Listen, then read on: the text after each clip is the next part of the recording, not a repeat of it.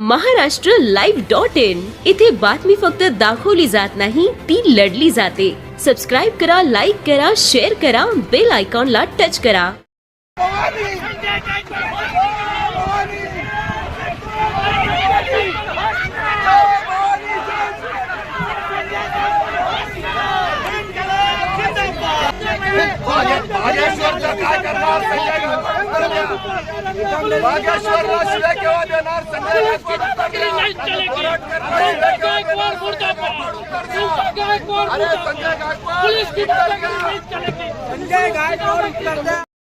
शिवाजी कोण होता या पुस्तकाच्या एकेरी संबोधनावरून शिवाजी कोण होता या पुस्तकाचे प्रकाशक प्रशांत आंबी यांना बुलढाणाचे शिंदे सेनेचे आमदार संजय गायकवाड यांनी आई आणि पत्नीच्या नावाने केलेली अश्लील शिवीगाळ संबंध महाराष्ट्राने ऐकली आणि त्याला संयमाने उत्तर देणारे प्रशांत आंबी देखील यांचा देखील संयमी संवाद महाराष्ट्राने ऐकला। प्रशांत आंबींचे कौतुक केले तर संजय गायकवाड यांच्याबद्दल संताप व्यक्त केला महाराष्ट्राने।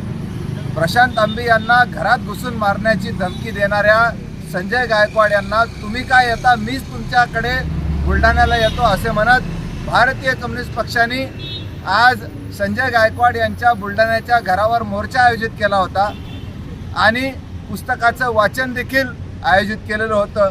पुस्तकाचं वाचन सुरू असतानाच पोलिसांनी बळाचा वापर करून कम्युनिस्ट कार्यकर्त्यांना अटक केली तर बुलढाण्याकडे येत असणाऱ्या प्रशांत आंबींना चिखलीमध्ये स्थानबद्ध केले।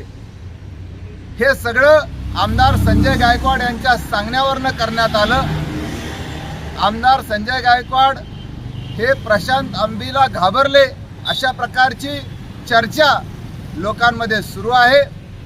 कम्युनिस्ट कार्यकर्त्यांनी निर्भीडपणे अतिशय संयमीपणे आज लोकशाही मार्गाने बुलढाण्यामध्ये मोर्चा काढला तर धमक्या देणाऱ्यांना उत्तर दिलं की हा महाराष्ट्र संविधानावरच चालेल, फुले शाहू आंबेडकरांच्या विचारावरच चालेल असं चोख उत्तर देण्याचं काम भारतीय कम्युनिस्ट पक्षाच्या कार्यकर्त्यांनी केलं।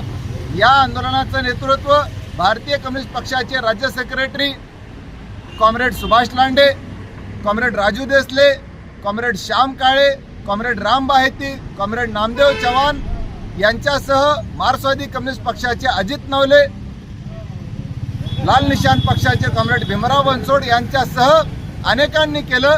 या मोर्चामध्ये तरुणांची आणि महिलांची संख्या ही लक्षणीय राहिली होती।